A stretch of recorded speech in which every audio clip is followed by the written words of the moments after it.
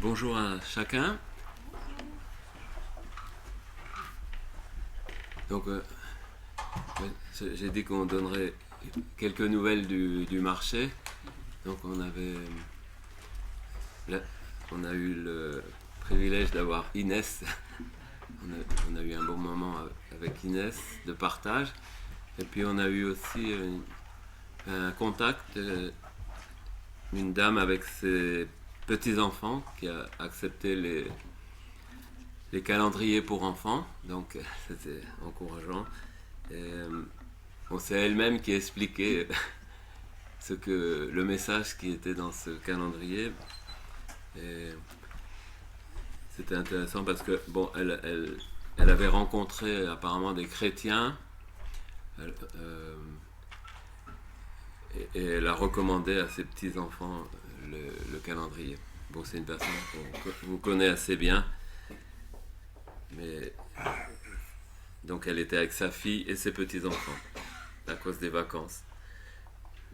Et alors, dans la distribution à Mauriac aussi, je voulais juste signaler ça parce que on était avec François et on a rencontré un homme. Il nous a dit, je suis né en 1925. Alors, on a fait le calcul. On a dit, mais vous avez plus de 100 ans. Il a dit, oui, oui, mais il a dit, je sais pas ce que je fais encore là. Mais il était vraiment bien dans sa tête, bien dans son corps. Et puis il a écouté ce qu'on avait à lui dire, on lui a parlé que le Seigneur l'aimait, que Jésus était mort pour lui sur la croix. Donc il a dit que lui, on lui a demandé est-ce que lui, il était croyant. Il a dit qu'il ne pouvait pas dire sa pensée intime à ce sujet, sa pensée personnelle, mais que sa femme, il a eu le témoignage de sa femme, il a dit qu'elle est morte dans la foi. Bon, voilà. Bon, en tout cas, il a le petit calendrier, je pense qu'il peut encore lire, on peut prier, il s'appelle Pierre Bernabé. Donc c'était vraiment une rencontre un peu étonnante et encourageante de voir qu'on rencontre des gens qui sont ouverts finalement, même à un âge très avancé. Voilà, on va finir le livre de Daniel, on va lire le chapitre 12, on va le lire en entier parce qu'il n'est pas très long, 13 versets.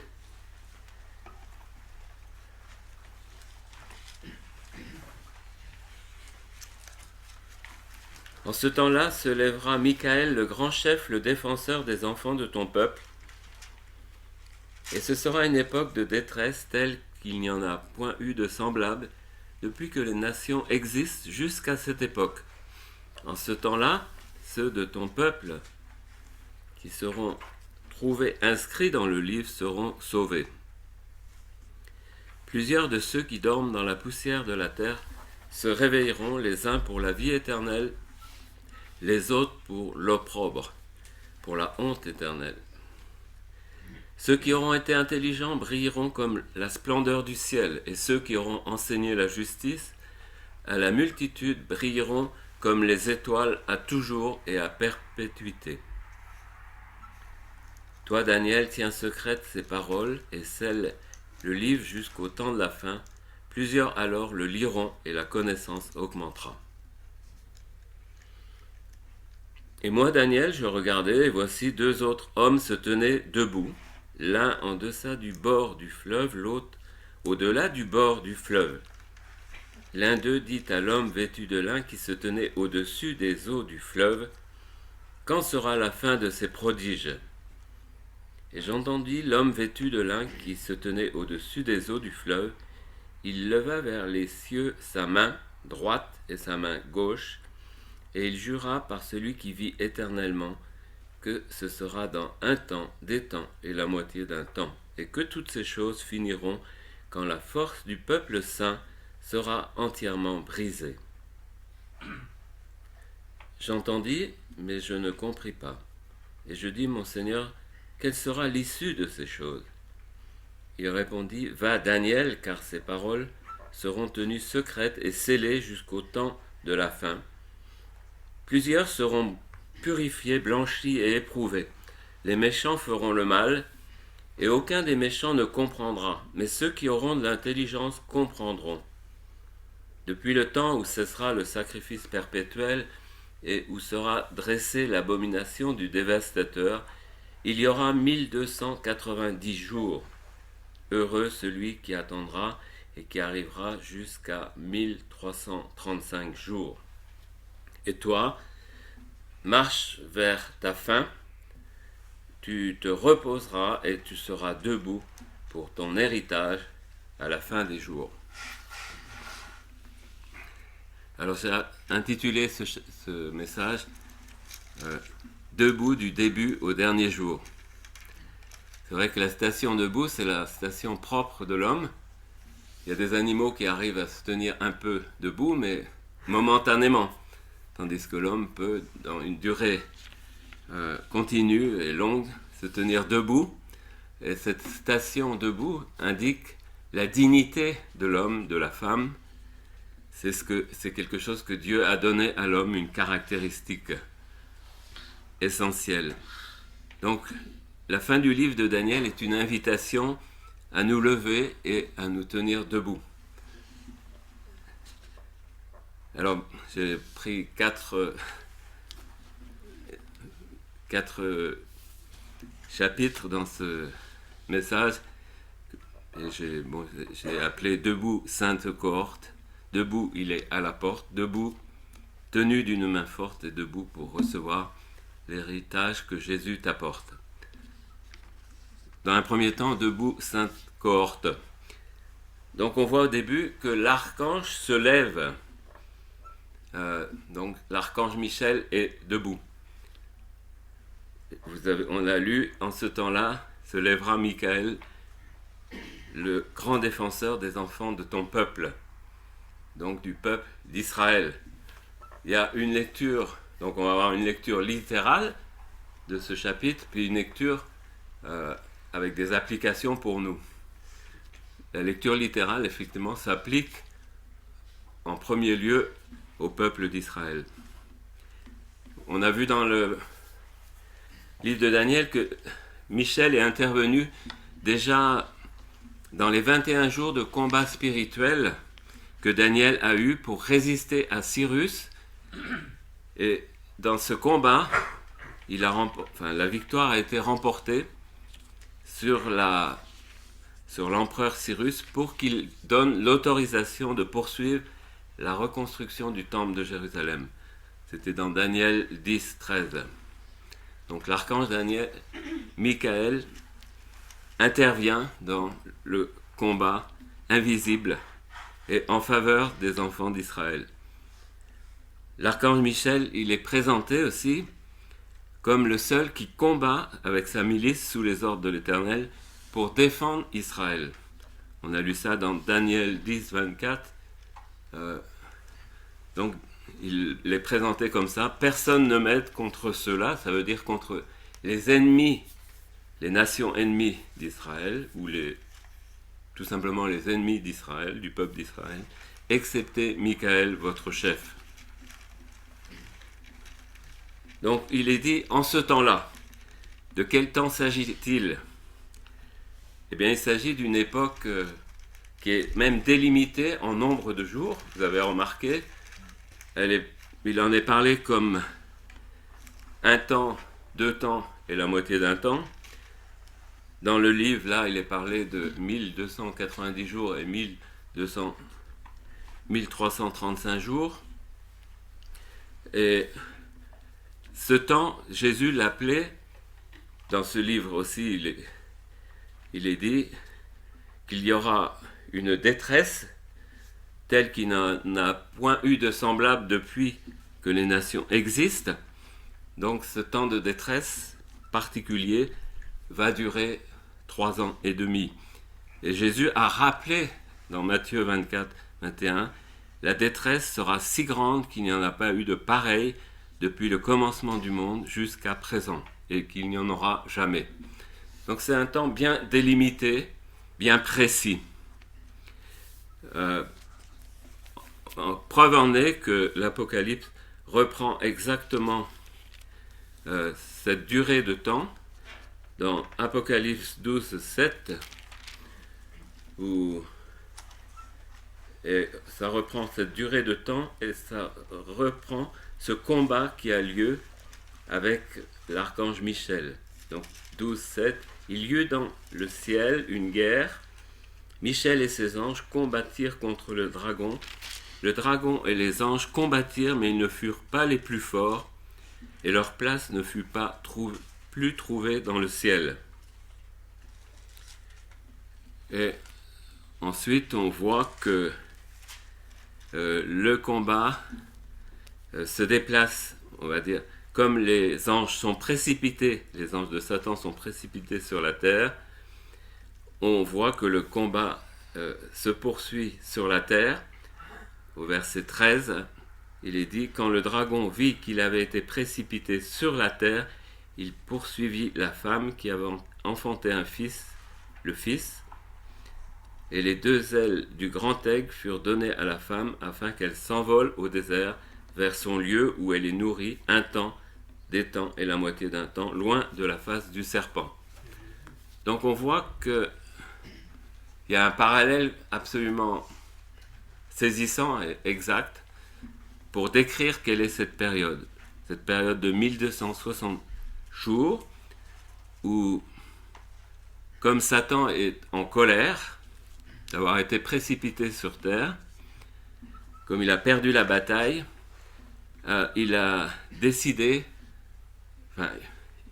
Dieu lui permet d'entrer dans un homme et d'animer celui qu'on appellera l'Antichrist, qu'on appelle l'Antichrist. Il permet que cet Antichrist règne sur la terre, il permet qu'il se fasse adorer dans le temple à Jérusalem, apportant une persécution sans précédent contre tous ceux qui refusent de l'adorer. En particulier donc le peuple juif et des personnes, des nations qui ont refusé d'adorer ce dictateur mondial. C'est pour ça que c'est un temps particulier de détresse. On sait dans l'Apocalypse qu'il y a des détails dans le sens que ceux qui n'adoreront pas cet antéchrist n'auront ni le droit d'acheter ni de vendre. Ils seront mis à mort, simplement pour le fait qu'ils n'adorent pas la bête et le faux prophète. Mais donc le Seigneur combat pour Israël dans ce temps-là précis. L'ange Michel s'est levé dans ce temps, va se lever pour mener ce combat. Un combat qui a lieu, on a vu, dans le ciel. Et c'est un combat où Michael a la victoire sur tous les anges des ténèbres. C'est un combat qui se déplace sur terre et où Satan semble avoir aussi lui sa victoire, mais qui va être de courte durée. Alors à ce sujet, l'archange Michael, il y a des personnes qui ont dit des choses fausses sur l'archange Michael, parce que tout le monde voudrait avoir cet archange puissant qui combat pour lui. Alors particulièrement notre pays, je dis ça parce que c'est quand même assez important, et ça traduit des tentatives de falsification de la Bible. Dans notre pays, on se réclame de la protection de l'archange Michel. Est-ce que vous avez des notions dans l'histoire de France où on a pris cet archange Michel, mais à tort, sûrement en faux, qui aurait protégé notre pays et qui lui aurait donné son identité nationale? Est-ce que vous avez en tête des... Jeanne d'Arc? Oui, avec Jeanne d'Arc. Ouais. Jeanne d'Arc, elle a dit qu'elle a eu une vision de l'archange Michel. Mais c'est sûrement pas l'archange Michel, parce que elle avait en même temps des visions de Marie, de toutes sortes de personnes, voilà, des visions spirituelles. Pourquoi on a dans l'histoire de nos nations des choses comme ça? On a aussi le Mont Saint-Michel qui est Si vous regardez l'histoire du Mont Saint-Michel, c'est tout à fait étrange. Bon, je ne veux pas rentrer dans les détails, vous verrez. Mais pourquoi on a cela? Parce que les nations, l'Église a cru que Dieu a remplacé Israël par l'Église. Donc il faut que l'archange Michel intervienne aussi pour nos nations, pour nos peuples chrétiens. De nom, en tout cas. Donc ça veut dire, quand on n'interprète plus la Bible littéralement, on s'attribue à tort des passages, et en quelque sorte, on tord le sens des Écritures.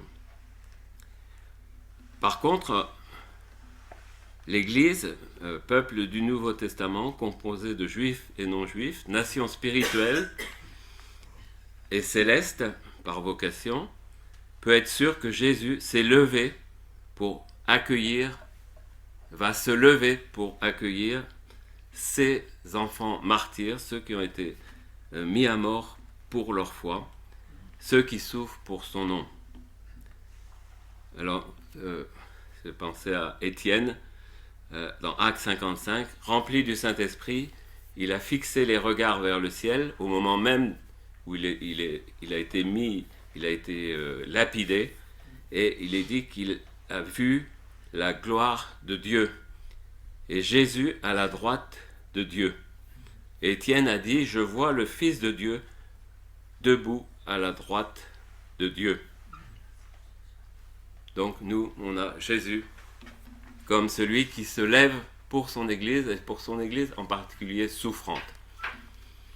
Michael se lève sous les ordres aussi de Jésus pour le peuple d'Israël. Alors debout dans un temps d'apostasie, Michael a combattu les anges de Satan, ils ont été précipités sur terre, donc ça a déclenché ce paroxysme dans la dictature de l'Antéchrist. Ça permet à Satan d'installer son Antéchrist. Il poursuit Israël, mais on va voir que Israël est protégé. Alors on lit ça dans Apocalypse 12, 14. C'est assez étonnant comment Dieu va protéger Israël dans cette période des 3 ans et demi. C'est dit que les 2 ailes du grand aigle furent données à la femme afin qu'elle s'envole au désert vers son lieu où elle est nourrie un temps, des temps et la moitié d'un temps, loin de la face du serpent. Donc c'est un passage un peu mystérieux, mais Dieu effectivement va cacher une partie de son peuple, le protéger.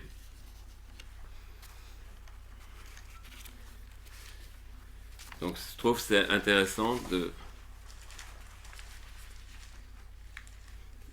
Et on peut, ça va se passer littéralement pour le peuple d'Israël. Tout le peuple d'Israël ne sera pas forcément caché. On ne peut pas être sûr à 100% que tout le peuple d'Israël sera protégé à cette époque, mais en tout cas, une partie du peuple d'Israël sera cachée de l'Antéchrist pour être en vie au moment où Jésus va revenir sur la terre.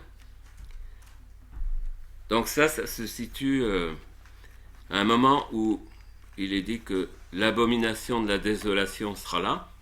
Donc ça caractérise le fait que l'Antéchrist va s'asseoir dans le temple, se faire adorer comme Dieu. Et auparavant, il aura fait cesser dans le temple le sacrifice perpétuel du culte du judaïsme dans le temple à Jérusalem. Alors, ça, c'est ce qui va se passer littéralement, mais pour nous, si Israël est secouru par Dieu pendant le temps le plus difficile qu'il va traverser, c'est le temps le plus difficile que Israël et même l'humanité tout entière, parce qu'on est associé à l'histoire d'Israël. On peut être sûr que Dieu nous aidera à rester debout dans les temps difficiles. Que Paul a prédit par exemple dans 1 Timothée, sache que dans les derniers jours, il y aura des temps difficiles. Là, il est parlé des derniers jours de l'Église. Il n'est pas parlé des temps de la grande tribulation. Alors on a un avertissement dans 1 Corinthiens 10, 12 que celui qui se croit debout prenne garde de ne pas tomber, mais on a une promesse dans Romains 14, 4. Il est dit, mais le chrétien se tiendra debout, l'enfant de Dieu se tiendra debout, même le plus faible. En Romains 14, 4, c'est parler des gens faibles dans la foi, des gens fragiles. Et il y a cette promesse, il se tiendra debout, car le Seigneur a le pouvoir de l'affermir. Alors, debout, il est à la porte. Deuxième point. C'est le temps pour... Jésus est à la porte, c'est donc le temps pour évangéliser. Vous avez remarqué, dans le premier verset, il est dit « En ce temps-là, ceux de ton peuple qui seront trouvés inscrits dans le livre seront sauvés. » Alors, il y a Là, il s'agit aussi d'Israël. L'Israël, pour l'instant, dans son ensemble, a rejeté son Messie, mais il y a quand même passablement pas mal de gens qui se convertissent à Christ. Mais dans l'ensemble, il y a encore tout un peuple qui est dans l'incrédulité. Mais ce temps-là, on sait que c'est à la fin de ces 3 ans et demi qu'aura lieu la conversion nationale du peuple d'Israël, qui criera à l'Éternel. Et c'est pour ça qu'il est dit, ceux de ton peuple qui seront inscrits dans le livre seront sauvés. Et on sait dans Romains, c'est dit, tout Israël sera sauvé à ce moment-là, au moment du retour du Seigneur sur la terre, quand il posera le pied sur le mont des Oliviers, au bout des 1260 jours. Et dans Romains 11, 26, c'est dit, ainsi tout Israël sera sauvé, selon qu'il est écrit, le libérateur viendra de Sion. Donc à la fois, là, à ce moment-là, Israël verra sa vraie libération par le Seigneur Jésus lui-même, qui reviendra sur terre, mais ils crieront à lui comme celui qu'ils ont mis à mort, comme celui qu'ils ont rejeté pendant tout ce temps. À la fin des 7 ans, à la dernière semaine, Israël sera sauvé en tant que nation par la foi et la repentance, la foi en Christ, la reconnaissance de ce Jésus de Nazareth comme leur Messie promis. Donc Jésus revient bientôt pour enlever son Église, Jésus revient bientôt pour sauver Israël.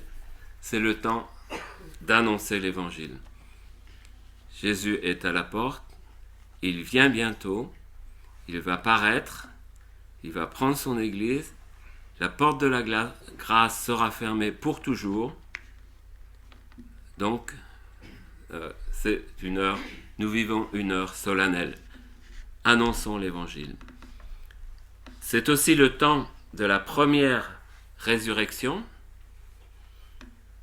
Les morts vont se lever. On l'a lu, verset 2. Plusieurs de ceux qui dorment dans la poussière de la terre se réveilleront, les uns pour la vie éternelle.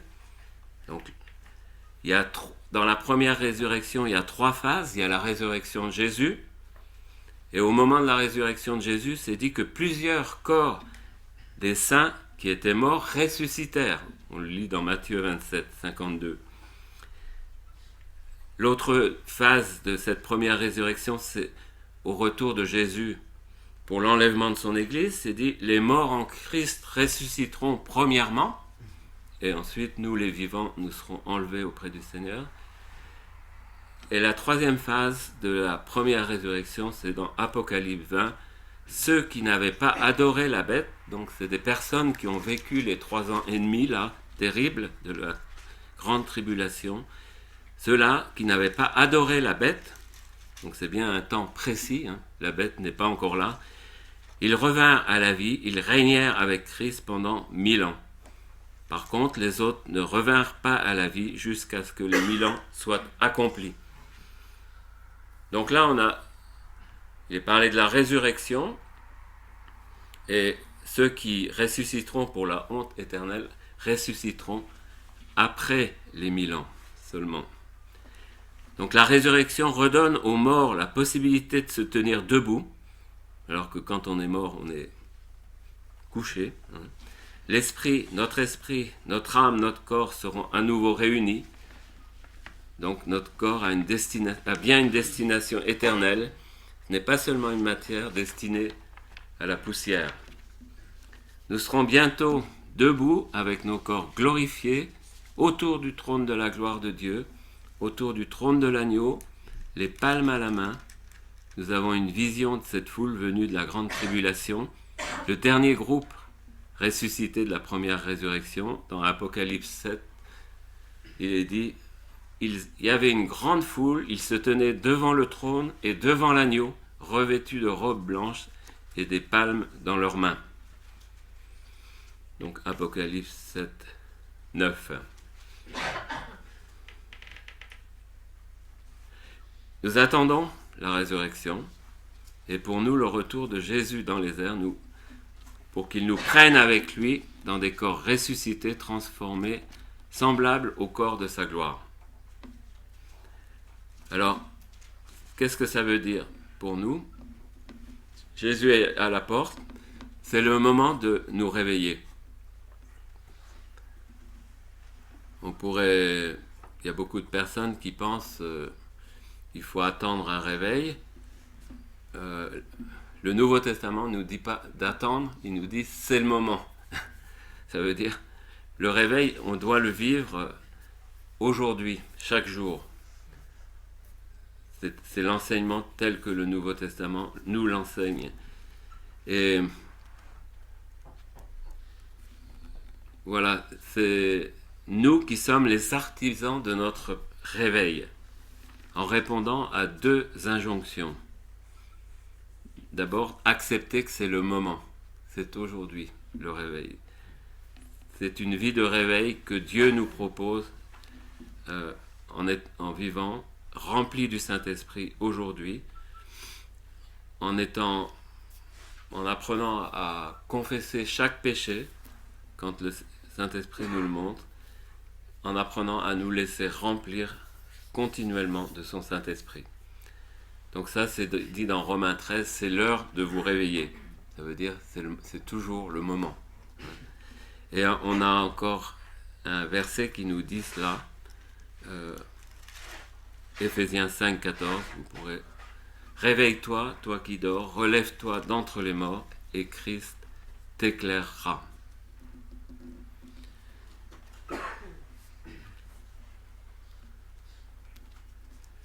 Donc voilà, la résurrection, elle aura lieu, mais elle nous parle d'une vie de réveil déjà maintenant. Alors, troisième point, debout en tenant sa main forte.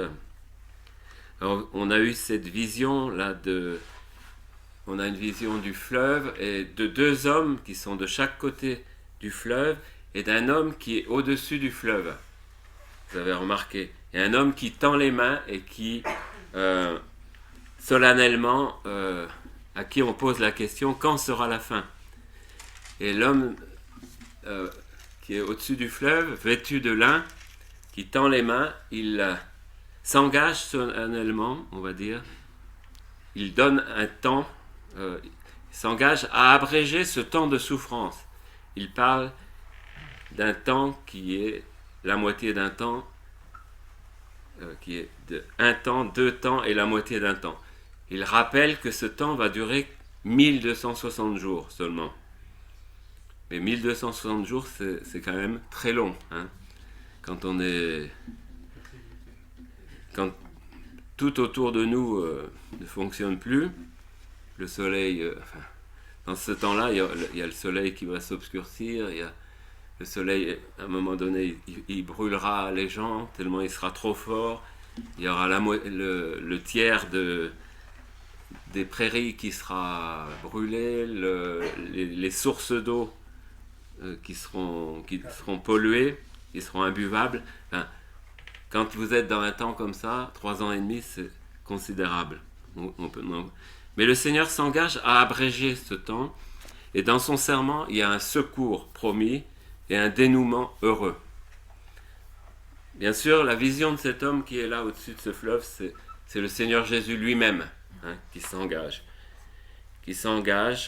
envers le peuple d'Israël et envers les personnes qui sont là encore sur cette terre et qui refusent d'adorer l'Antéchrist. Donc cette attente et ce dénouement heureux, il est aussi pour nous. C'est Jésus qui nous tient d'une main forte, qui nous tient debout. Il nous tient même par la main, on peut en être sûr. Il l'a promis, Jésus l'a promis. Il a dit, je vous donne la vie éternelle, mes brebis ne périront jamais, personne ne les ravira de ma main. Le Seigneur nous tient debout et il nous tient même par la main. Et il a même promis, personne ne les ravira de la main de mon Père. Dans Jean 10, 29. Pourtant, on a cette constatation, dans ce temps-là, verset 7, c'est dit, il est parlé d'une réalité qui aura lieu, la force du peuple saint sera entièrement brisée. Là, il s'agira de la force du peuple même d'Israël. Israël en ce moment est fort, puisque Israël est soutenu encore. Israël a une armée puissante, mais il arrivera dans ce temps-là, l'Antéchrist au début va faire une alliance avec le peuple d'Israël, donc, parce qu'il verra que c'est un peuple fort, un peuple intelligent. Mais au milieu des 7 ans, il va rompre l'alliance, et là, Israël verra qu'ils n'auront plus aucun appui d'aucune nation. Ça a toujours été comme ça dans l'histoire d'Israël, mais dans ce temps-là particulier, ce sera une angoisse, l'angoisse de Jacob, le temps de l'angoisse de Jacob. Et Jésus le prédit que la force du peuple saint sera entièrement brisée au verset 7. Donc Israël Dieu a toujours travaillé, on voit même avec le Jacob qui est le père de la nation d'Israël, qui a reçu le nom d'Israël justement. Dieu l'a frappé à la hanche et il l'a rendu infirme jusqu'à la fin de sa vie. Dieu sait plus à briser la force humaine. Et pour nous, c'est la même chose. On voudrait toujours s'appuyer sur nos capacités humaines, nos aptitudes, nos formations pour servir Dieu. Et on pense qu'on va transmettre la vie aux autres par notre capacité humaine, mais notre capacité, l'apôtre Paul il a dit, notre capacité vient de Dieu seul. Notre salut vient de Dieu seul, et notre capacité de servir Dieu aussi. Donc on ne doit jamais l'oublier. Pour être debout, il faut aussi être purifié, blanchi, éprouvé. Donc là, il est parlé du peuple d'Israël qui, dans ce temps, justement, parmi eux, il y aura des gens purifiés, blanchis, éprouvés, qui resteront debout, malgré tout. Et pour nous aussi, il nous faut avoir cette même attitude de cœur. Plusieurs seront, verset 10, purifiés, blanchis et éprouvés. Le Seigneur, dans ses exhortations aux 7 églises, par exemple à l'église de Laodicée, il conseille à Laodicée d'acheter de lui de l'or éprouvé par le feu. Donc éprouvé, ça veut dire l'épreuve, Dieu permet les épreuves et comme Salomon le disait au début, les épreuves vont être là pour nous purifier, nous débarrasser des choses qui sont encore des obstacles dans notre vie et notre service pour le Seigneur.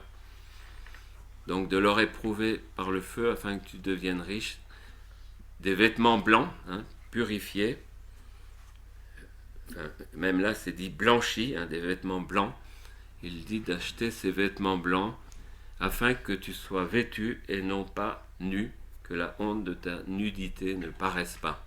Ça, c'est l'exhortation que Jésus avait donnée à l'église de Laodicée. Et il parle même d'un collier pour oindre ses yeux afin que tu vois. Donc on a toujours le danger, nous, en tant que chrétiens, d'être dans une certaine autosatisfaction. Hein. On dit finalement on n'est pas si mal, mais le Seigneur il veut vraiment nous amener toujours dans la pensée, par nous-mêmes, nous n'y arriverons pas. Par nous-mêmes, nous n'y arriverons pas. Au 4e point, debout pour recevoir l'héritage que Jésus apporte. Alors on a, voilà, au verset 4, il est dit, toi Daniel, tiens secrète ces paroles et scelle le livre jusqu'au temps de la fin. Plusieurs le liront et la connaissance augmentera. Alors il y a beaucoup de gens qui, par rapport à ce verset, ont fait tout un tas de... Ils ont dit, nous, on va rentrer dans cette connaissance, hein, cette question un peu cachée. Finalement, nous, le Seigneur nous a montré, on a compris là ce qui était caché dans le livre de Daniel. Un des meilleurs exemples, c'est par exemple toute l'interprétation prophétique de l'église adventiste avec Ellen White. Vous avez toute une interprétation qui est archi fausse. Cette personne, elle a prétendu avoir reçu une révélation. Alors, qu'est-ce qu'il faut comprendre? Parce que, donc, c'est dit aussi, verset 11, c'est dit verset 11, aucun des méchants ne comprendront, mais ceux qui auront de l'intelligence comprendront. Alors, est-ce que les paroles de Daniel sont restées secrètes, scellées? Qu'est-ce que vous diriez si on pose la question comme ça? Enfin, elles ne sont pas restées secrètes ni scellées, puisque à la venue de Jésus et avec le don du Saint-Esprit, certains aspects qui restaient difficiles à saisir, déjà par le fait que des prophéties se sont accomplies, littéralement. La venue de Jésus, ça s'est accompli. Sa mort sur la croix a été prédite dans le livre de Daniel. C'est dit un oint sera retranché. Et clairement, la connaissance a augmenté à partir de la venue de Jésus et du Saint-Esprit. Et de plus en plus de passages du livre de Daniel se sont éclairés. C'est tout à fait évident. Avec l'achèvement du canon du Nouveau Testament, du canon biblique, parce que le Nouveau Testament s'ajoute à l'Ancien, il n'y a rien qui est enlevé de l'Ancien, tout a été complété et tout, on va dire, la connaissance même a augmenté et même la connaissance a été abolie. On peut plus avoir, c'est dit dans 1 Corinthiens 13, la connaissance sera abolie. Donc on n'a plus besoin de nouvelles connaissances pour ajouter à la Bible quoi que ce soit. Nous connaissons maintenant tout ce que nous avons besoin de savoir. Il reste des parts mystérieuses dans les prophéties qui ne sont pas accomplies, des choses qu'on ne peut pas dire avec certitude, ça sera comme ci ou comme ça, mais la connaissance a réellement augmenté. Et les personnes qui revendiquent avoir une connaissance, j'en ai encore rencontré il n'y a pas longtemps, des gens qui m'ont dit ça, ce passage, je sais ce que ça veut dire, j'ai une révélation sur ce passage. On peut se demander s'il est le seul à savoir qu'est-ce que le Seigneur lui a dit, pourquoi à lui seul. Dieu, quand la lumière brille, elle brille pour tout le monde, on dit. Hein. Donc il n'y a pas de personnes qui ont des révélations spéciales.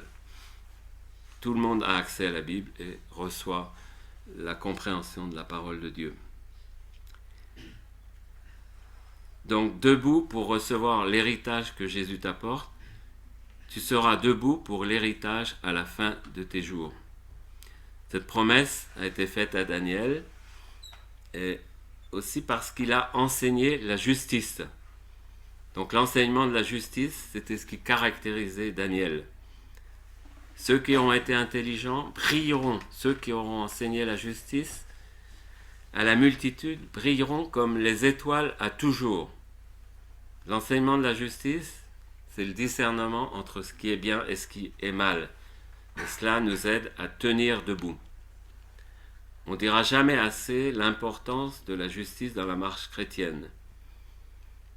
La pratique de la justice, Tim a donné des méditations dans le 1 Jean. Et la pratique de la justice, c'est ce qui caractérise un véritable enfant de Dieu. C'est par là que se font reconnaître les enfants de Dieu et les enfants du diable. Quiconque ne pratique pas la justice n'est pas de Dieu, ni celui qui n'aime pas son frère.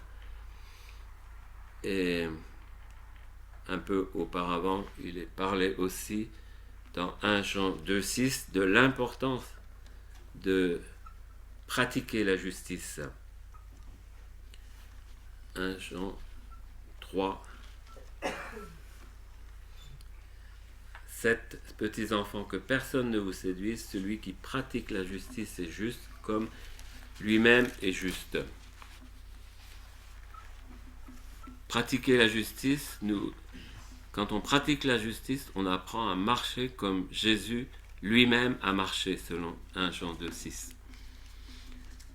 Alors, ouais, j'étais touché par l'exemple de, justement, on prie, Salomon a prié pour que des personnes reviennent au Seigneur. Donc nous, on a l'exemple de quelqu'un qui est revenu au Seigneur après 7 ans d'éloignement, et il se retrouve dans une situation difficile, parce qu'il faut qu'il mette en place des choses qui correspondent à la justice de Dieu. Je ne vais pas donner de détails, mais au début, il n'a pas vu forcément comment il pouvait faire. Et maintenant, le Seigneur lui a montré qu'est-ce que c'est dans cette situation de pratiquer la justice. Et il a mis ça en place. Et j'ai dit, mais au début, il a eu une repentance sincère, de demander pardon aux églises qui s'étaient éloignées et tout. Et dans sa vie personnelle, il a mis en place des choses qui correspondent vraiment à la justice, à l'éthique chrétienne. Et je me suis dit, vraiment, sa repentance, le Seigneur l'a amené au fond des choses. Il s'est éloigné, et même dans ce qu'il a mis dans les choix de sa vie qui sont pas justes, il est en train de mettre des choses complètement en ordre dans ce domaine. Et bien sûr, il reçoit, il m'a dit, tout le monde me vole dans les plumes, hein, parce que tout le monde me dit, ça c'est excessif, ça c'est du fanatisme, voilà. Mais ça montre que vraiment, la marche dans la justice, c'est vraiment ce qui caractérise l'enfant de Dieu, et dans son cas, une repentance absolument authentique. Donc, marcher debout vers l'héritage que Jésus veut nous donner implique une attitude persévérante. On va attendre debout la venue de Jésus, en quelque sorte. Pour les Juifs qui étaient cachés, qui vont être cachés, l'attente va être longue. Ils vont être cachés par Dieu lui-même depuis le début du règne de l'Antéchrist jusqu'à la chute de l'Antéchrist, où il sera jeté dans l'étang de feu et de soufre.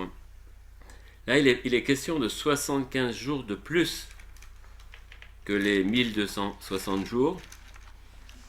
Là, les commentaires n'ont pas de réponse absolue sur ce sujet, mais certains ont dit, bon, on peut penser que c'est un temps nécessaire pour remettre en place le culte du temple, et que les Juifs retrouvent leur ville, Jérusalem, dans laquelle ils pourront adorer leur Dieu d'une façon correcte, où tout aura été purifié, restauré. C'est une interprétation possible. En tout cas, ce que nous retenons, nous, c'est l'attitude requise, attendre, et attendre, c'est pas toujours facile. Heureux celui qui attendra, là c'est dit 1335 jours. L'épître de Jacques confirme s'il est besoin que d'attendre dans l'épreuve est la bonne attitude. Vous connaissez le début de l'épître de Jacques, c'est dire regarder comme un sujet de joie complète les diverses épreuves auxquelles vous pouvez être exposé.